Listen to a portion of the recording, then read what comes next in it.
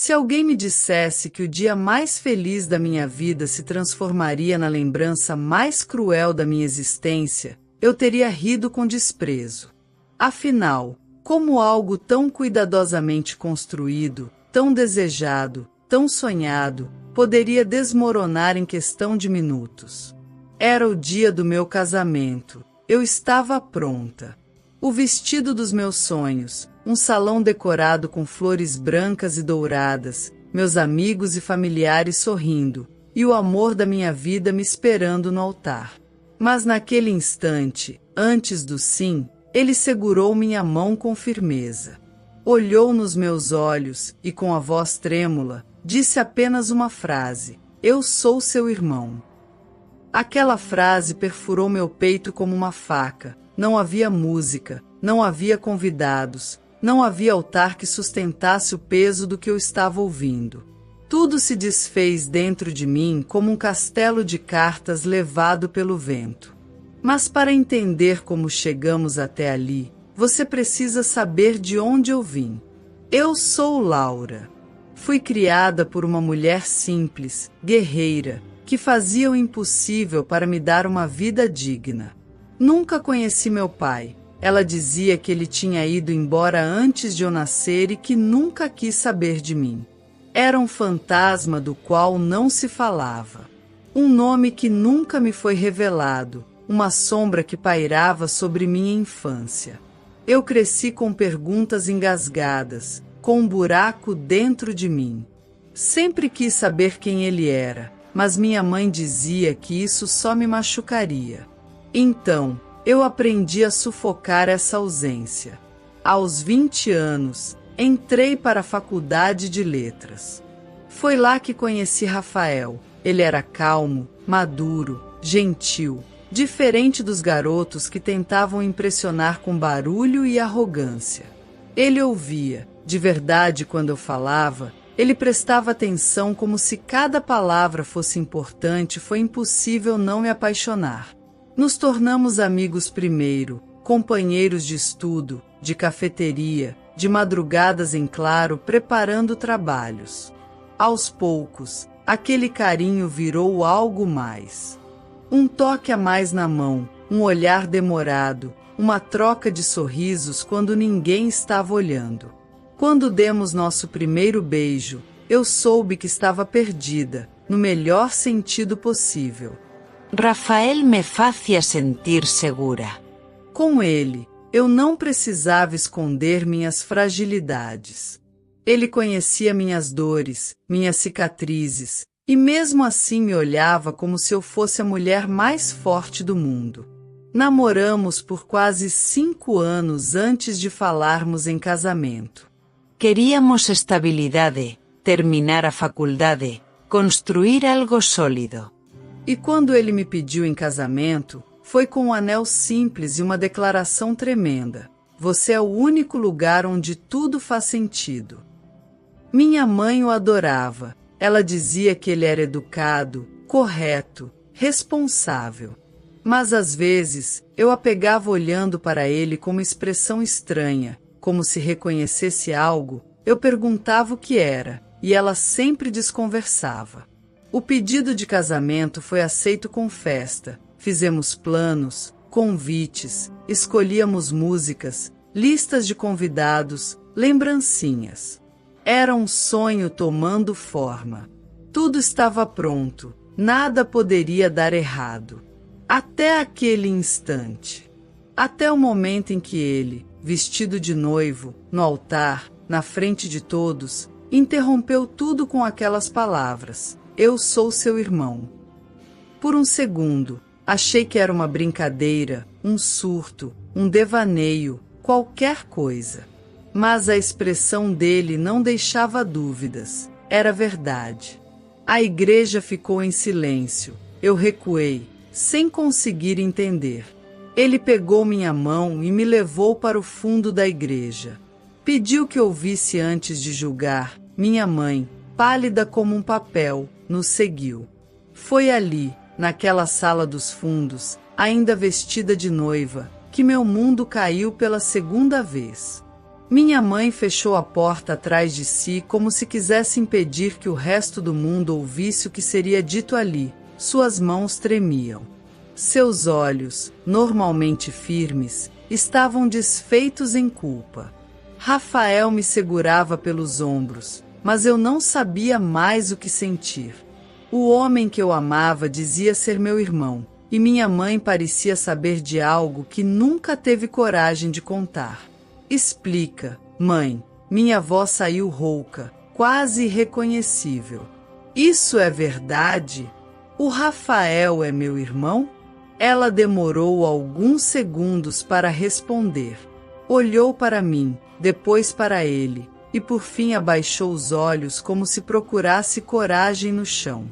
Eu tentei te proteger, começou ela, com a voz embargada, de uma história que me destruiu por dentro. Tentei manter você longe dessa dor, dessa verdade que eu mesma não conseguia aceitar. Eu continuei em silêncio, tentando controlar a náusea que subia em ondas. Quando eu era jovem, ela continuou, me apaixonei por um homem chamado Marcelo. Era mais velho, charmoso, falava tudo o que eu queria ouvir. Eu era inocente demais para perceber que era casado, que tinha outra vida. Quando descobri, já estava grávida de você. A dor em sua voz era tão real que era quase palpável. Meu coração se apertava, mas eu precisava entender. Ele soube? Perguntei, com dificuldade. Soube que você estava grávida? Soube, ela respondeu, com um leve aceno de cabeça. Mas me disse que não queria se envolver, que já tinha uma família. Disse que sumiria da minha vida e que seria melhor para todos se eu criasse você sozinha, e foi o que eu fiz. Rafael parecia ter ouvido essa história antes. Ele permanecia em silêncio, os olhos voltados para o chão. Eu, por outro lado, começava a perceber o contorno sombrio de uma verdade que se escondia há décadas. E o que isso tem a ver com o Rafael? Insisti. Minha mãe respirou fundo, e uma lágrima escorreu antes que ela conseguisse dizer. O pai dele também se chamava Marcelo.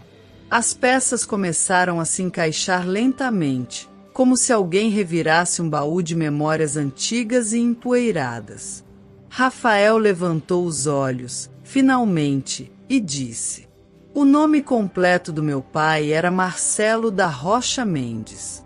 E segundo a minha mãe, ele teve outros filhos, mas nunca falou sobre eles.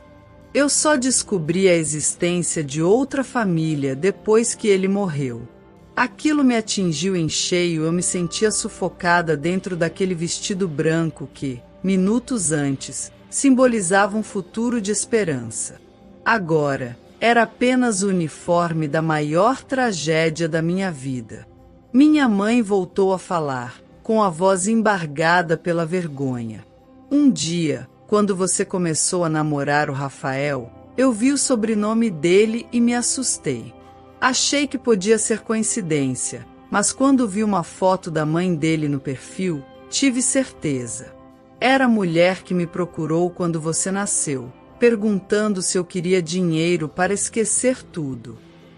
Eu recusei, claro, e nunca mais tive notícias dela, até você aparecer com o Rafael. Meu estômago revirava. Rafael me olhava com os olhos cheios de arrependimento, mas também de amor. Um amor proibido, sujo, impróprio, e ainda assim tão genuíno que doía. Ele não parecia envergonhado de mim, nem da nossa história. Parecia destruído por dentro por ter demorado tanto para juntar as peças. Por que você não me contou antes? Perguntei, encarando minha mãe. Por que esperou até agora? Ela soluçou, sentando-se numa cadeira ao lado. Porque eu tinha medo, medo de te perder, medo de abrir essa ferida, medo de que você me odiasse por ter mentido todos esses anos. Mas agora, tudo escapou do meu controle.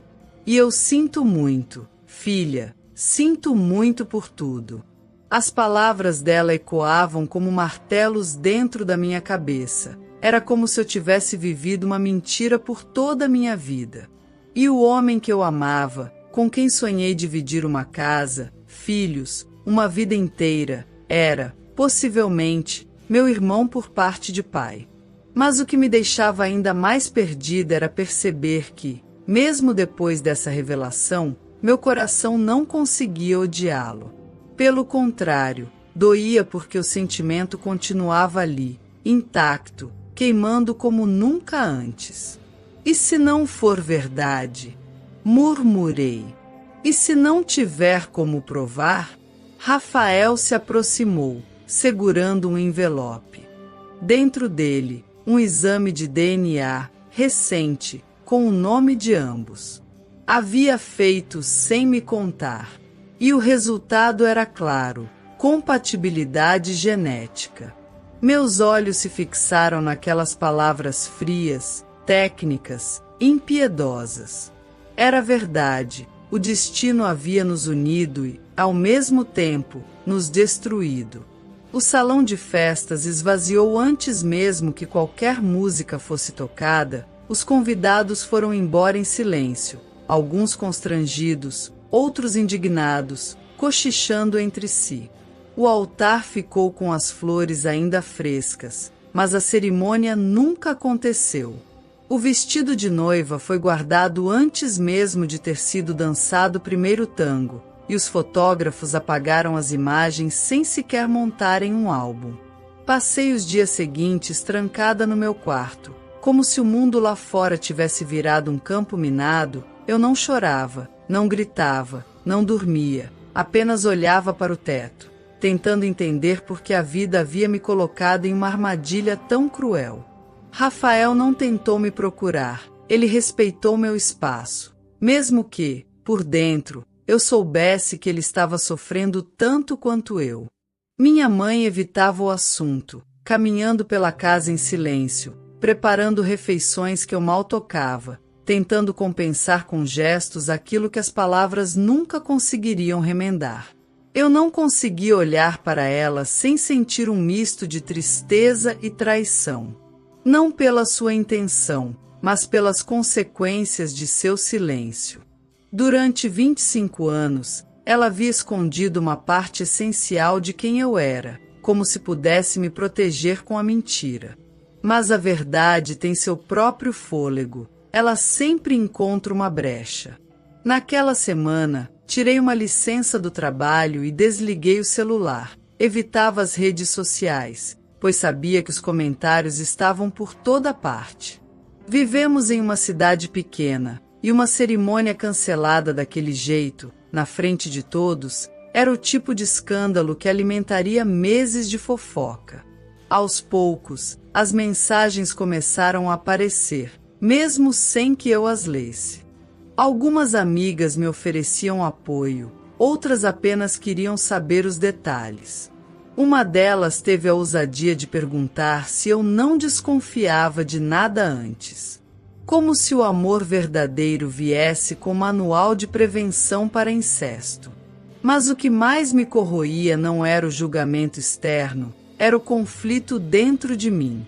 Eu não conseguia parar de pensar nele, não conseguia odiá-lo, nem apagar tudo que vivemos. A lembrança de seus beijos, seu toque em meu rosto, as noites em que rimos até dormir, a maneira como ele falava meu nome como se fosse poesia. Aquilo tudo não havia desaparecido. Apenas estava contaminado por uma verdade que nenhum de nós pediu. Na sexta noite, desde o que deveria ter sido nosso casamento, ouvi uma batida na porta. Hesitei antes de abrir. Do outro lado, Rafael segurava uma caixa de papelão e um olhar cansado. Tinha olheiras profundas e barba por fazer. Estava magro e tenso. Eu só vim devolver suas coisas, disse ele, entregando a caixa. Não vou demorar. Recebi a caixa com as mãos trêmulas. Dentro estavam livros, cartões, um ursinho de pelúcia, uma blusa minha que ele adorava vestir quando sentia saudade. Cada item era um fio da nossa história. Ele se virou para ir embora, mas eu o impedi com um gesto. Espera, pedi, com a voz embargada. Você está bem? Ele hesitou por um instante antes de responder. Não sei, tem horas em que sinto que estou respirando, mas não vivendo. Outras, parece que morri por dentro e esqueci de cair. Essa resposta me desmontou. Não aguentei e comecei a chorar, pela primeira vez desde aquele dia. Um choro descontrolado, daqueles que vêm do fundo do estômago. Ele me abraçou com força, e naquele instante, nada mais importava. Não éramos irmãos. Não éramos ex-noivos. Éramos dois seres despedaçados tentando encontrar um refúgio no corpo um do outro. Mas esse abraço durou apenas alguns segundos antes que a realidade nos atingisse como uma parede de concreto. Afastiai-me, limpando as lágrimas, tentando me recompor. Isso não pode acontecer de novo, falei, tentando ser firme. A gente precisa esquecer tudo isso, seguir em frente separados. Ele assentiu em silêncio, mas havia uma dor nos olhos dele que me perseguiu por dias. Aquela despedida parecia definitiva, como se estivéssemos enterrando algo vivo. Nos dias que se seguiram, tentei me convencer de que tudo aquilo era necessário. Comecei terapia, voltei a trabalhar aos poucos, reconstruí uma rotina. Mas nada parecia preencher o espaço vazio que ele havia deixado. O amor que sentia por Rafael não se dissipou com a revelação, apenas se transformou em um sentimento impossível de explicar ou justificar. Foi durante uma madrugada insone que recebi uma mensagem dele. Apenas uma frase. O que nos une é mais forte do que o que nos separa. Fiquei olhando para aquelas palavras por minutos, talvez horas.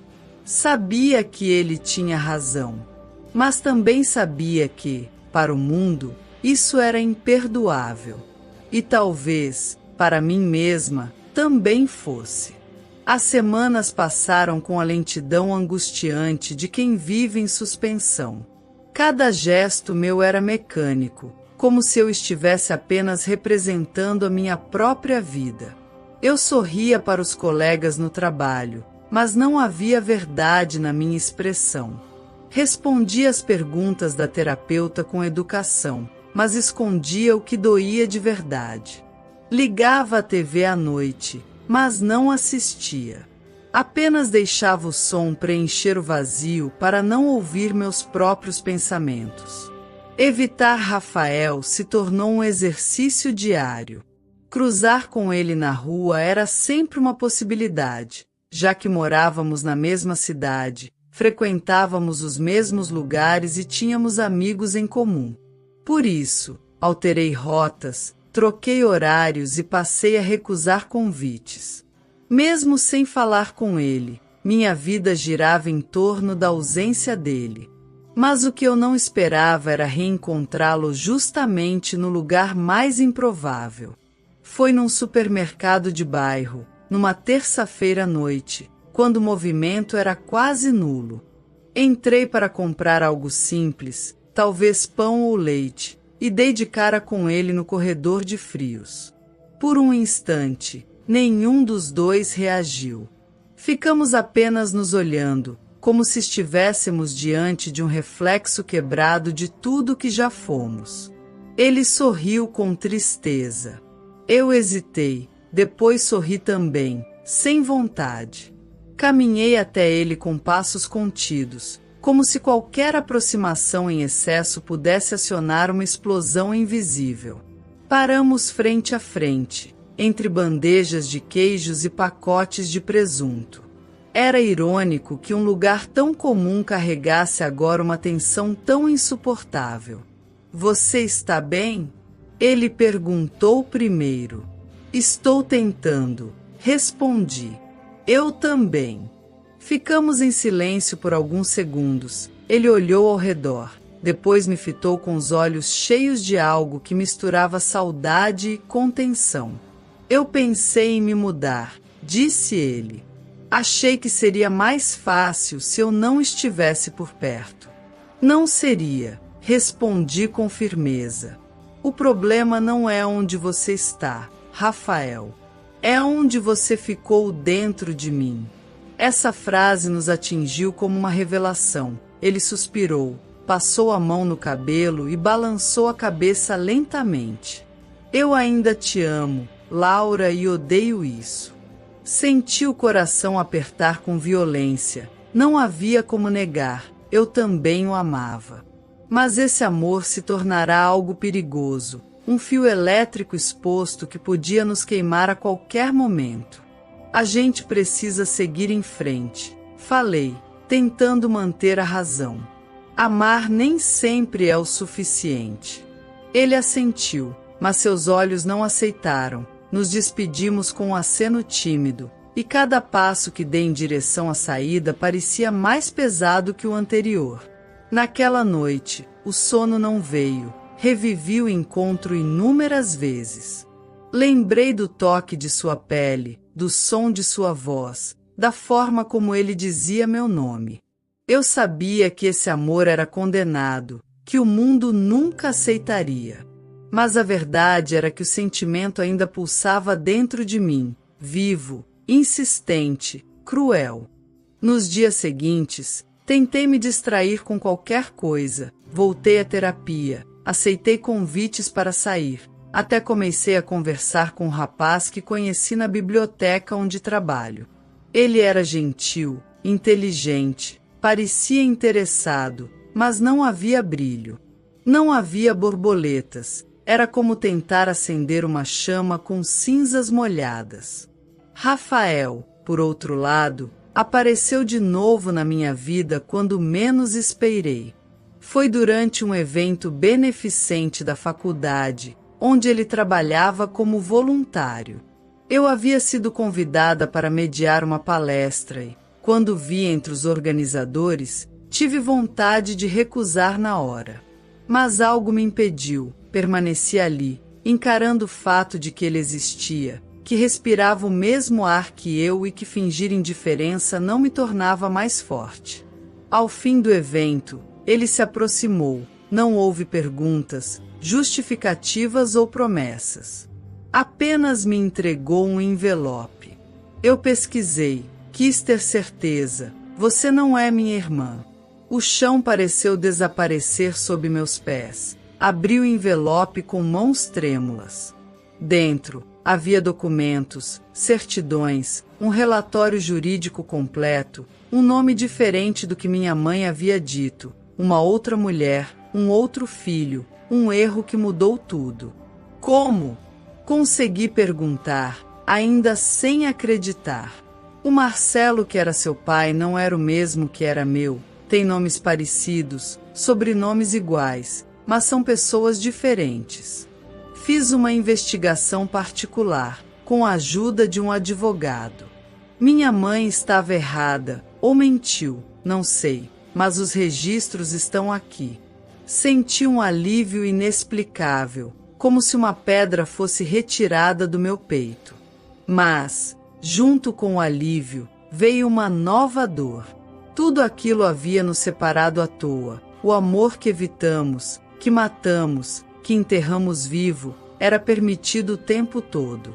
Rafael me encarou em silêncio, esperando uma reação, mas tudo que consegui fazer foi chorar. Ele me puxou para um abraço e, pela primeira vez em meses, me permiti desabar completamente. O que eu não sabia era que a verdade estava apenas começando a ser revelada. O documento resolvia uma parte da história, mas abriria uma porta para novos segredos que mudariam tudo outra vez.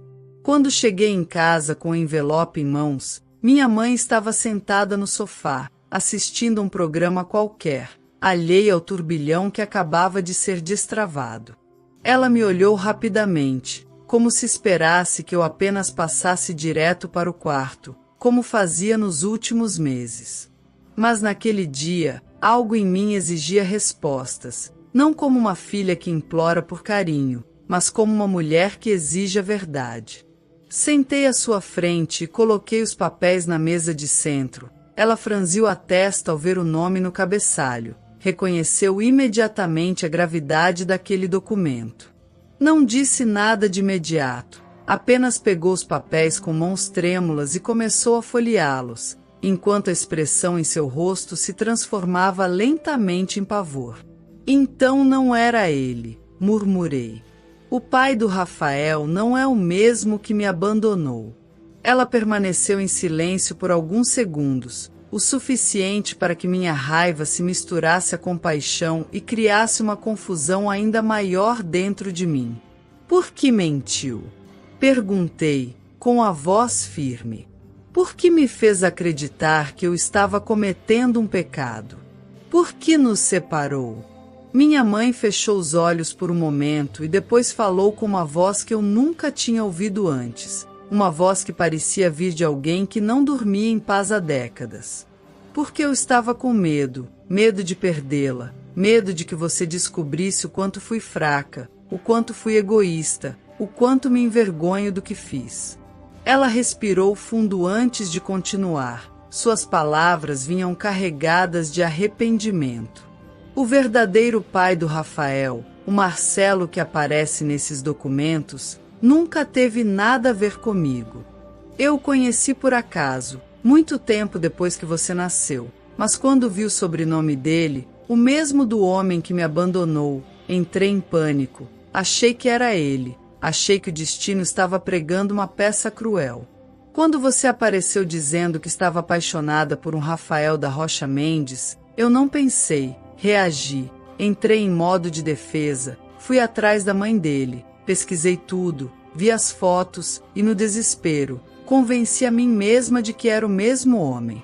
Não queria correr o risco de ver você se machucar, de ver repetir em você o que eu vivi.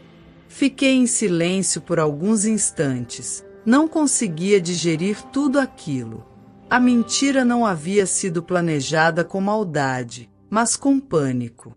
Era um erro nascido do trauma. E, como todos os erros, teve consequências profundas e devastadoras.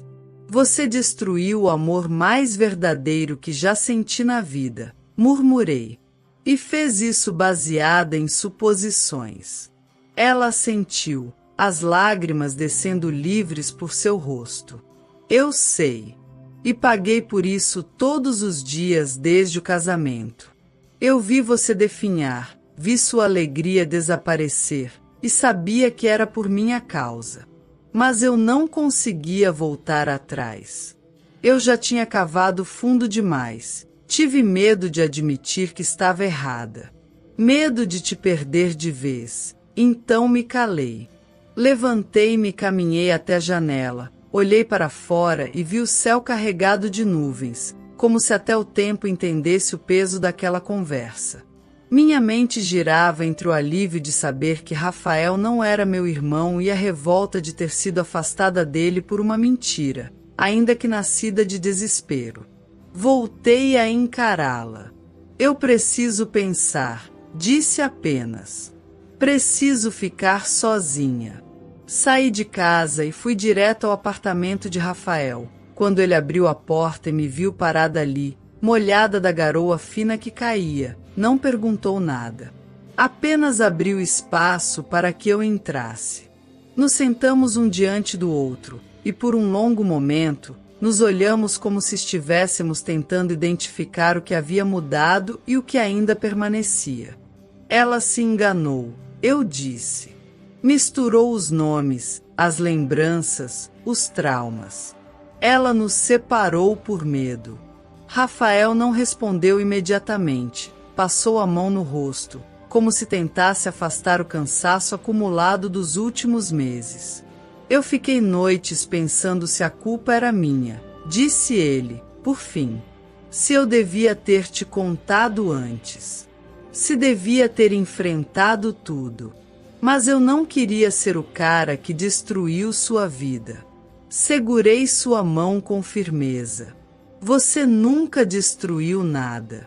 Nós fomos vítimas de uma história mal contada, de medos que não eram nossos. Ele assentiu, mas havia dor em seu olhar. Uma dor que nem mesmo a verdade poderia apagar. E agora? Ele perguntou. O que a gente faz com isso? Essa era a pergunta que nos restava, agora que sabíamos a verdade, que a sombra do incesto havia sido dissipada. Restava a nós decidir se o amor que sobreviveu a tanto merecia uma nova chance. Respirei fundo, sentindo o coração bater acelerado, mas com uma leveza que não sentia há muito tempo. Agora a gente recomeça, respondi. Não como vítimas, mas como pessoas que se escolheram. E dessa vez, com a verdade ao nosso lado. Ele sorriu e naquele sorriso havia esperança. Recomeçar não é apagar o passado, muito menos fingir que ele não aconteceu. Recomeçar é aceitar que a dor existiu, que os erros foram cometidos, que as lágrimas não foram em vão, mas também é escolher o que fazer com tudo isso. Eu e Rafael decidimos que não seríamos definidos pelo que nos foi imposto. Decidimos, finalmente, sermos nós mesmos. Nas semanas seguintes, voltamos a conversar todos os dias, sem a pressão de um casamento marcado, sem a sombra de um pecado que não existia, sem a culpa enraizada por uma história que nunca foi realmente nossa. Pela primeira vez, podíamos apenas nos olhar como duas pessoas que se amavam e desejavam estar juntas. Minha mãe, aos poucos, foi encontrando lugar de humildade e perdão dentro de si. Demorou para que nossa relação voltasse a ser sólida, mas ao menos a verdade havia nos dado um novo ponto de partida. Ela se comprometeu a procurar ajuda profissional, a lidar com seus próprios traumas, a compreender que proteger alguém não é o mesmo que esconder a realidade. Rafael me levou para conhecer o lugar onde cresceu, mostrou-me fotos antigas da família, compartilhou histórias de infância, abriu portas que antes estavam trancadas pelo medo. Eu fiz o mesmo, deixamos de ser apenas um casal apaixonado e nos tornamos cúmplices na reconstrução de uma identidade. Era como se estivéssemos reaprendendo a ser nós mesmos. O retorno à vida pública, no entanto, não foi simples. Muitos ainda olhavam com desconfiança, alguns acreditavam que estávamos mentindo, outros apenas adoravam o escândalo. Descobrimos que a verdade tem pouco valor quando as pessoas preferem acreditar na versão que mais alimenta a própria moralidade, mas isso não nos impediu de seguir. Reagendamos o casamento, nada de festas grandiosas, tapetes vermelhos ou centenas de convidados. Escolhemos uma cerimônia pequena, com apenas 20 pessoas, em um jardim ao entardecer. O vestido era simples, a decoração discreta, mas o que havia entre nós era real. Quando entrei com o coração limpo e os olhos fixos nos dele, sabia que nada mais importava. Desta vez, não houve interrupções no altar, apenas promessas sussurradas entre mãos entrelaçadas. Quando dissemos sim, foi com a certeza de que o amor não é uma linha reta, mas uma estrada cheia de curvas, desvios e buracos. E mesmo assim, ainda vale a pena percorrê-la, se for ao lado da pessoa certa. Hoje, quando olho para trás, não sinto raiva, sinto tristeza, é claro, pelas dores que poderíamos ter evitado, pelas noites em que choramos sozinhos, pelos julgamentos que suportamos. Mas também sinto orgulho. Orgulho por termos sobrevivido à mentira, ao medo, ao peso do que poderia ter nos separado. Porque, no fim, a verdade nos uniu. As cicatrizes ainda estão aqui e talvez fiquem para sempre. Mas elas não são sinal de fraqueza. São lembretes de que vivemos, caímos, aprendemos e seguimos. Não escondo mais minha história. Não sinto mais vergonha de dizer que amei, que sofri e que escolhi perdoar. Porque no amor real, não há espaço para a perfeição. Há apenas a coragem de ficar. E você? O que teria feito no meu lugar? Comente aqui abaixo. Suas palavras podem ajudar outras pessoas que, assim como eu, estão tentando encontrar sentido no meio do caos.